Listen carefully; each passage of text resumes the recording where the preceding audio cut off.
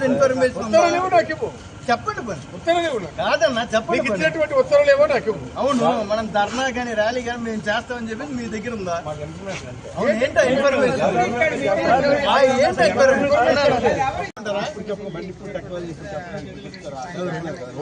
Road ఎక్కిన తర్వాత మీరు అన్నా, రోడ్ ఎక్కిన ఎక్కడ వెళ్దన్నా బండి?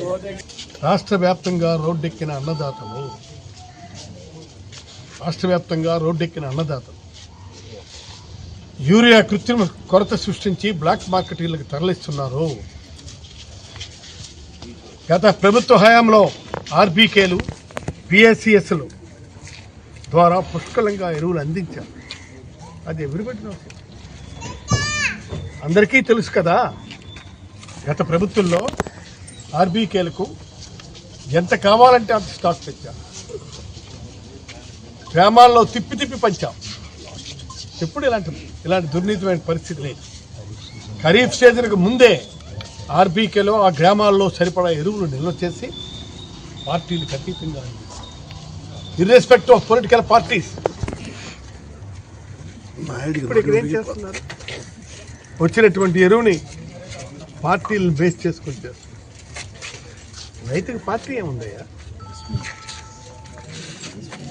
ఈ ప్రభుత్వానికి రైతంటే ఖాతర లేదు.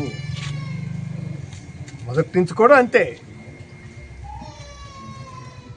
కాకపోతే ఇవాళ క్యాన్సర్ వస్తుందని చెప్తాడా? అలాగే ఆయన పాలు చాలా మంది మానేశారు.